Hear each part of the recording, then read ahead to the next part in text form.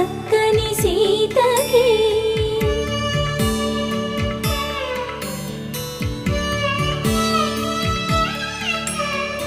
ఎర్ర జాబిలి చేయి రాముడేడని అడుగుతుంటే